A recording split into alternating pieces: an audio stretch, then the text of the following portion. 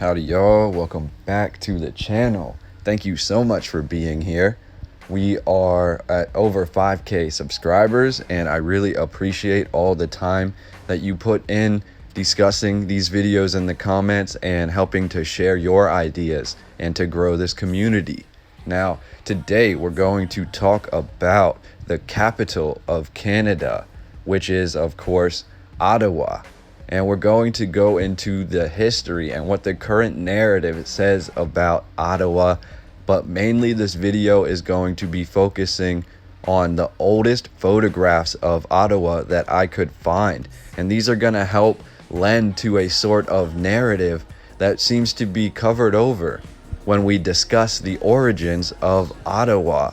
We basically have the idea that this tiny tree town, lumber town, basically grew into the capital of Canada in a mere number of 10 to 15 years, and what was once vast forest basically over this short period of time became a royal city.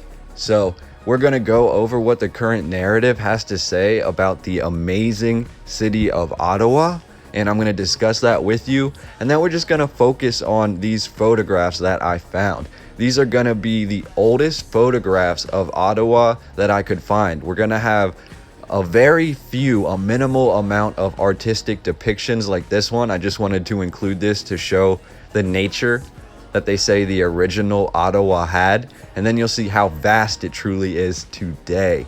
But we're going to have a few maps and, a few old world depictions. And we'll start with something interesting like this one. These are said to be some of the first lumber workers, and just notice how they're wearing casually the Phrygian cap. It's just different interesting things like this that I wanted to show to you that make Ottawa a unique and breathtaking area. So let's get right into it. So according to the current narrative, Ottawa was actually established as Bytown in 1826, and it did not become known as Ottawa until 1855. Now, the name Ottawa is Algonquin, and it means to trade, and the Ottawa city is actually named after the Ottawa River. Now, according to this narrative, the first European settlement in Ottawa was not until 1800, and roughly 25 years after that, the British government and military decided to create a massive canal project, and this became known as the Rideau Canal. Now, this Rideau Canal is roughly 126 miles, and it connects Ottawa with Lake Ontario. According to the current narrative, this is the oldest continuously operated canal in all of North America. And I just found that to be very interesting and quite a feat of construction for the time period. We're talking 1825, and it was completed, they say, by 1832. So fast forward another 25 years roughly, and on New Year's Eve of 1857, the narrative says, Queen Victoria was tasked with choosing a new capital for Canada. Now, according to this narrative, they say that Queen Victoria picks Ottawa because it's roughly midway between Toronto and Montreal and Quebec. And she also picks Ottawa because the Rideau Canal basically allows for nationwide access to the city of Ottawa. But the most important, and I think the most revealing reason that Queen Victoria picks Ottawa as the capital of Canada is because there is a hilltop star fort, and that's basically what she sees as perfect for building the new Parliament building. So basically there was already a pre-existing fort that stood on the hill that is now where Parliament of Canada resides. And this fort, they say, was created after the War of 1812. And basically it was to defend Canada from America. But I just wanted to share that information with you because that's something I don't think a lot of people have talked about before, that the massive and questionable construction of the Parliament building and the surrounding area is actually somewhat pre-existing due to the Star Fort that resided there even before. Now, here's a photograph of some of the stonemasons they say were constructing these massive buildings. And as you can see, this is the Royal Library or the National Library of the Parliament building. And this by itself already lends itself to many different ideas that you could speculate about this construction.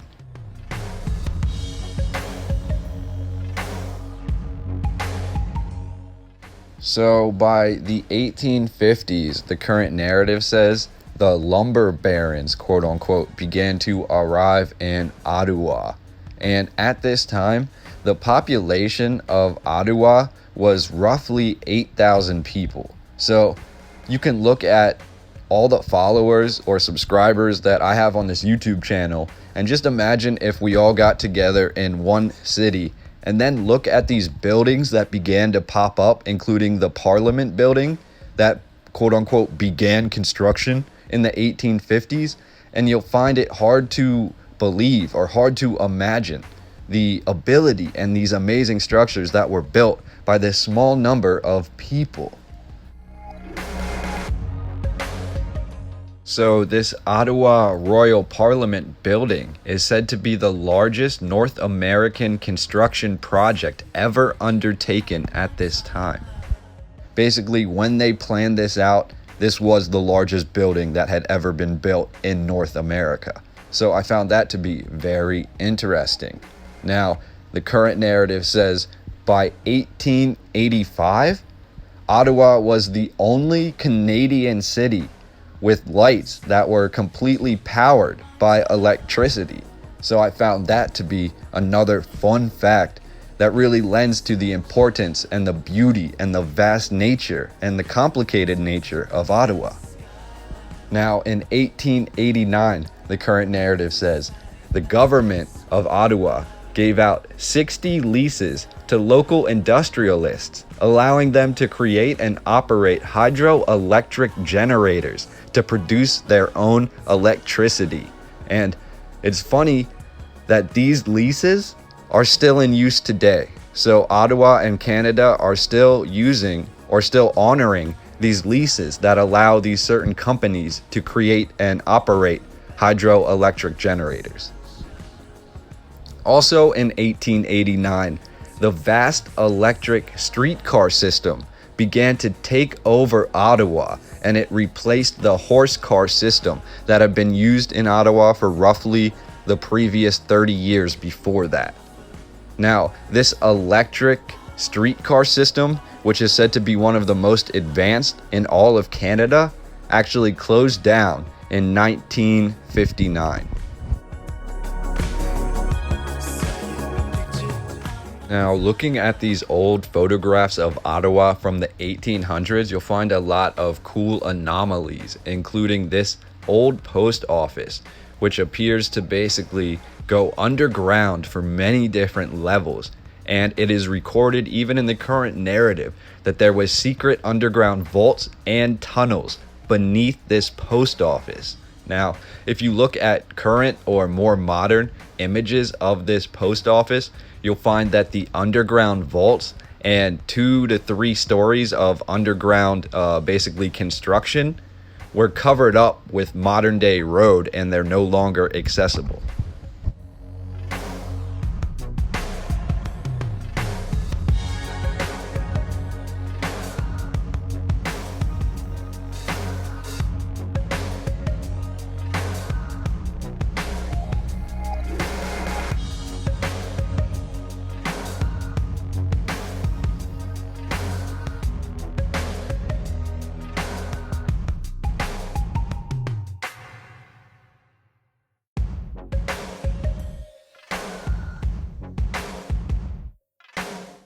One common theme that we see throughout the narrative, and it's no different with Ottawa, is that these major old world cities that all have similar construction, and you could make an argument that they must have something in common with one another.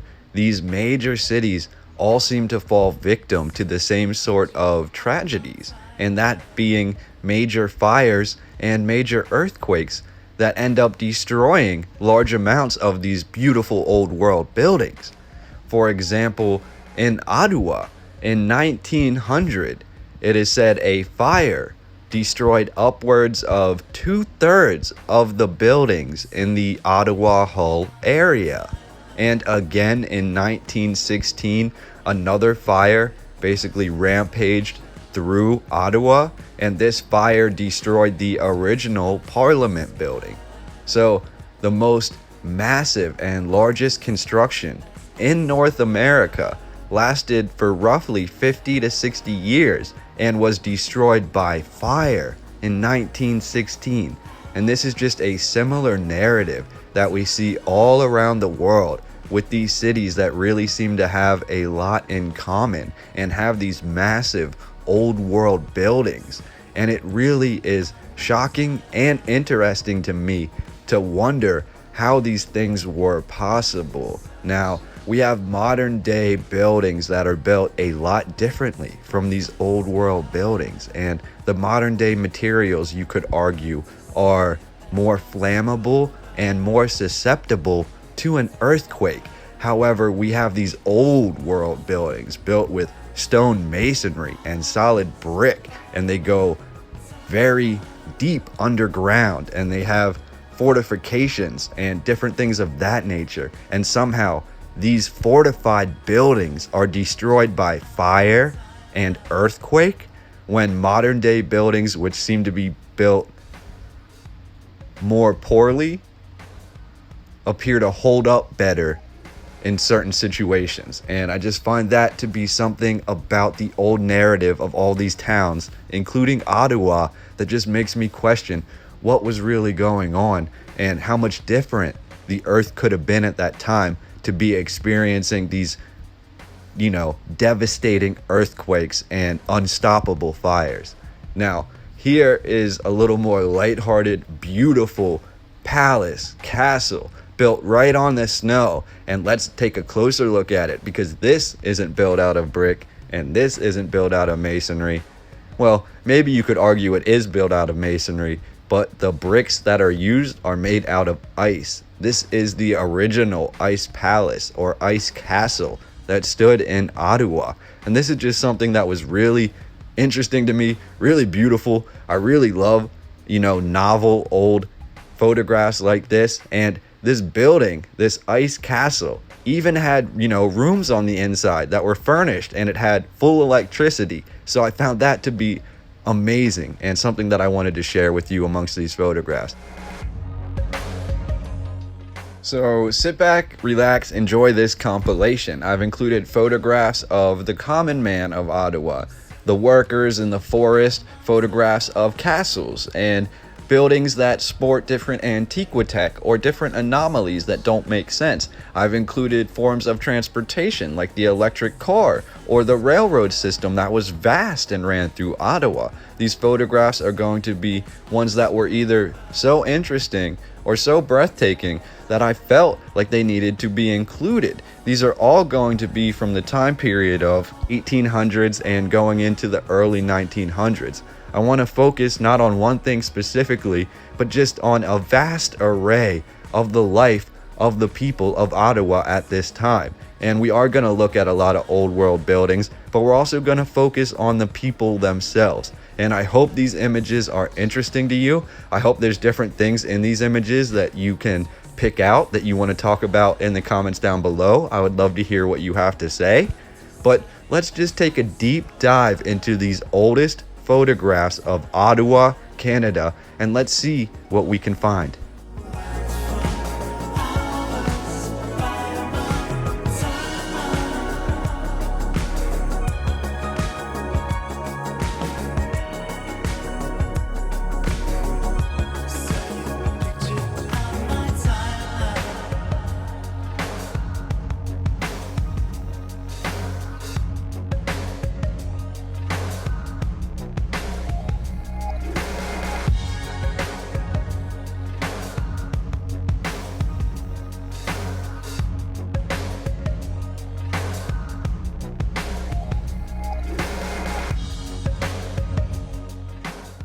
And there's this beautiful masonry, especially on the bridges. They really lend to this old world sort of construction that we see all around the world with the archways and the large blocks, and it's connecting to a retaining wall that seems to surround the whole city. Just very beautiful, very immense in the nature of the construction of a lot of these buildings.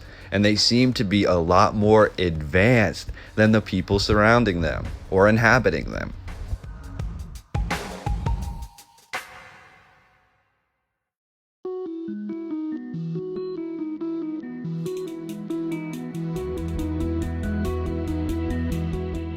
And just like many of the palaces throughout Europe and the rest of the world, the outside of these buildings is a beautiful construction. And then on the inside, these are cathedral-like, and they have beautiful vaulted ceilings, and everything about them just screams that they're from another time period.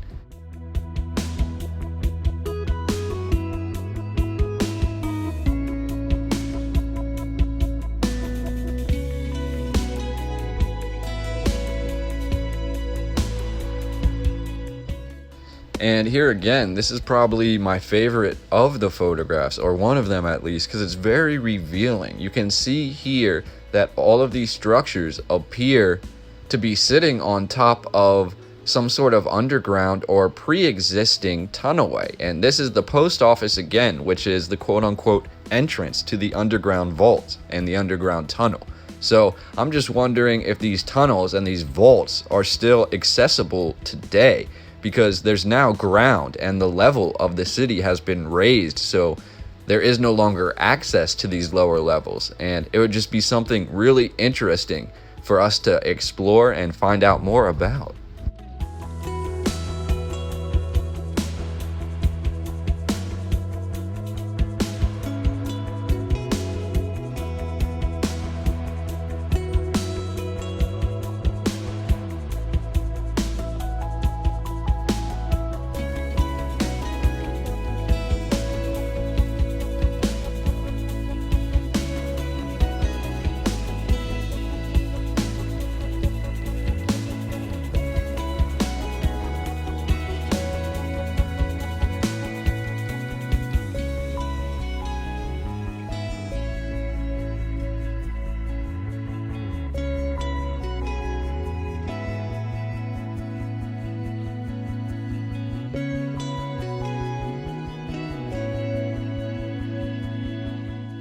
One of the most unique and beautiful buildings, I think, in all of Ottawa would be the Royal Library. And I've been finding a lot more old world buildings that are basically round lately, and it just lends me to thinking that there could be more behind the construction than simply to appease the eye. And this is the interior of the library.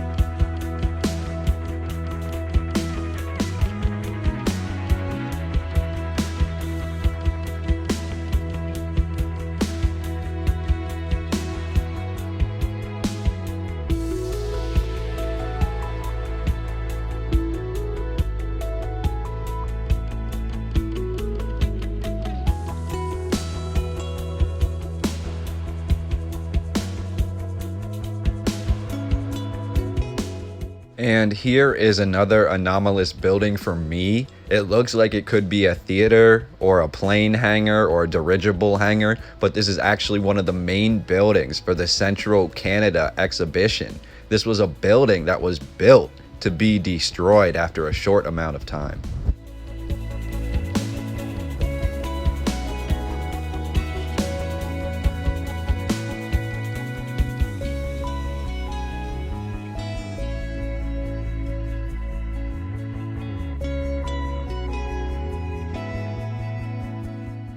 And here is another interesting image. This is where the government would meet in Ottawa, Canada. And you can see the throne-like chair here, which is sporting some sort of intricate carvings or antiquitech on the top. And this is just another interesting photo that I thought you needed to see.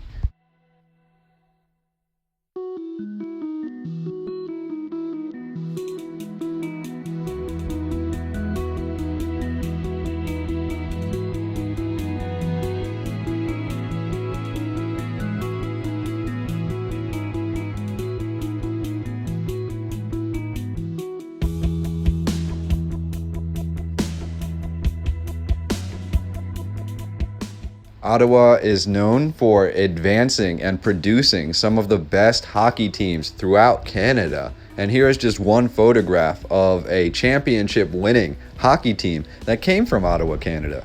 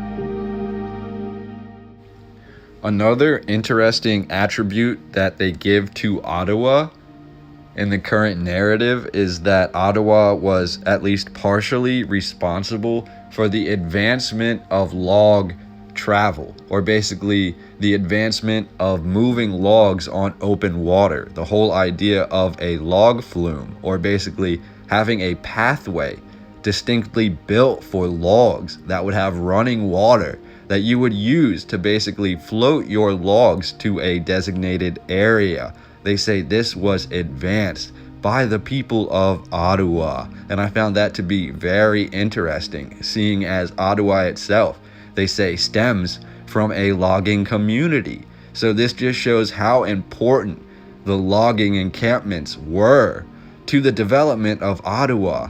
And at least according to the current narrative, this development of logging and these log flumes led to a forest basically being turned into a massive, beautiful city like this one.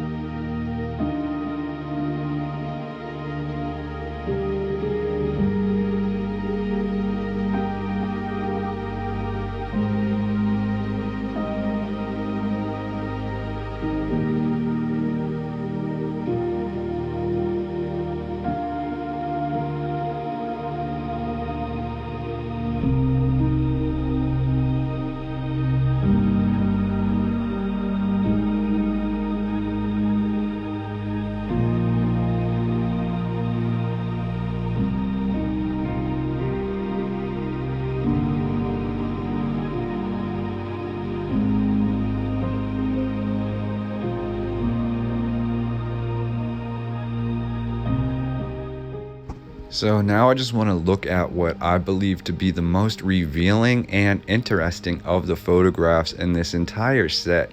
First, we're going to look at the R100 dirigible flying over the chateau in Ottawa. I've included this simply because I love the old photographs of dirigibles. I find them to be very interesting. This is a very well done image, and I think the dirigible technology is probably one of the most suppressed technologies from the pre-1900 time period. Now, the two more important photographs I want to look at are the ones of the post office. This one really shows the revealing nature of how this was constructed. On ground level, you can see the post office already has so many aspects of old world construction that you would have to question exactly what this was used for. And furthermore, you go to the underground section of this building and you can see there are vaults, there are tunnels, and it appears to be basically attached to the rest of the infrastructure of Ottawa. So I wonder if this building and if these underground vaults and tunnels, which are now covered and completely, there's earth, there's roads, it's overgrown now. But what if these underground passageways, did they connect to the other buildings in Ottawa? That is a question that I'd like to pose, and I wanted to include this picture, which is supposed to be one of the coldest days ever in Ottawa. This is the frozen tundra. It's not a castle, but that was the post office. And it's just a really awesome image. Now, finally, I want to look at this artist depiction of the Parliament building. This is supposed to be right after the building was done. And basically, if they wanted to have a color photograph in this time period, they would take the black and white photo, and then an artist would apply the colors himself, and you would get an image like this. Now, what I did not notice the first time viewing this image is on the large bell tower, there is a eye of Horus, or an all-seeing eye. And this appears to be at least 20 to 30 feet tall. Now, I include mention of this because in the 1916 fire that destroyed the Parliament building, the first part of the Parliament building to catch fire and be destroyed was this bell tower, which apparently contained a massive all-seeing eye.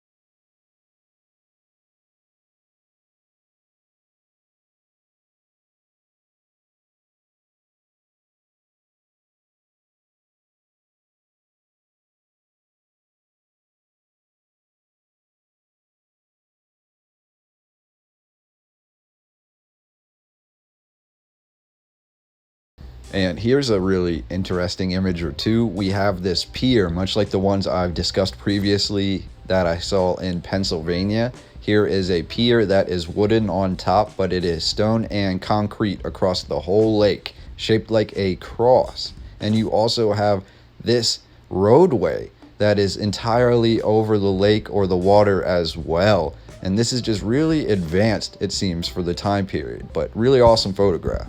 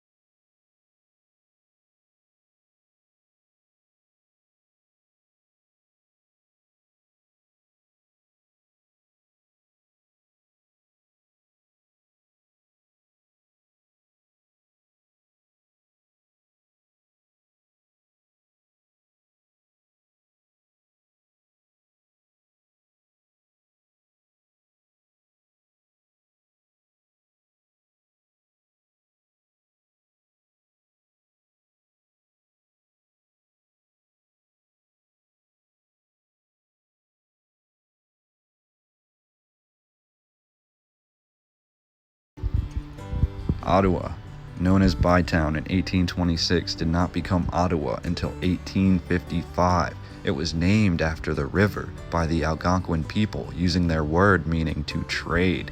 The first European settlement did not arrive to Ottawa until the year 1800, and within 25 years, they began constructing the Rideau Canal and military project, a military project by Great Britain to build a 126-mile canal connecting Ottawa to Lake Ontario. This is the oldest continually operated canal in North America. By 1857, Queen Victoria chose Ottawa as the capital of Canada.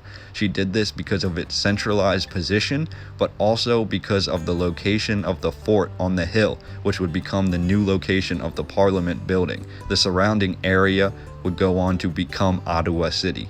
The 1850s brought about lumber barons to Ottawa, and this would create an influx in the population. The Parliament building, which they created, was the largest North American construction ever built at that time. By 1885, Ottawa was the only Canadian city to have fully electrical powered lights, and by 1889, the government was giving out 60 leases to local industrialists, allowing them to create hydroelectric generators on their land.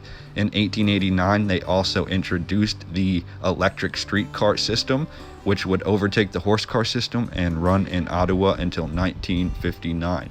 However, with all the advancements and the beautiful old world buildings that would surround Ottawa and would be the heart of Ottawa, this would not last very long, as fires and earthquakes would destroy up to 2/3 of these old world buildings, the main fires occurring in the year of 1900 and 1916.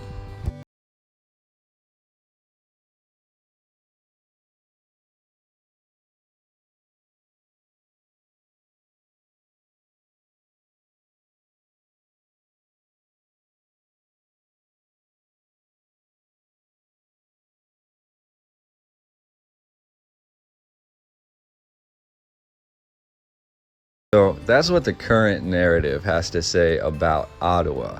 But in my opinion, I think that the history of this area is a lot more advanced. And I think the narrative that they give us really just begins to scratch the surface of what was once there. I'd like to hear more about the fort that existed before the Parliament building, because I could not find any photographs of that area before the Parliament building was there. What I do find interesting is it seems that the Royal Library predates the Parliament building, and the library itself could have possibly been constructed at a whole different time period. So just really interesting things about Ottawa. But it doesn't stop there. Everything from the amount of people, the 8,000 people that began, and then within 10 years we're getting up to 25,000 people and more. It's just all these facts about the area, how rapidly it grew, and all of the in-depth Masonic construction that they have throughout the area, including the retaining walls.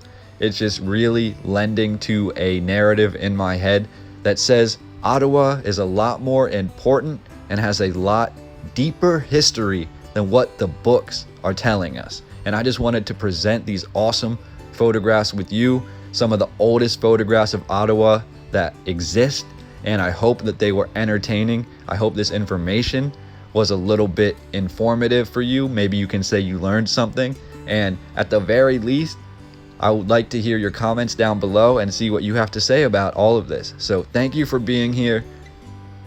I appreciate everything you have to say. I appreciate your viewership and the time you spend with me here, and I will talk to you on the next video.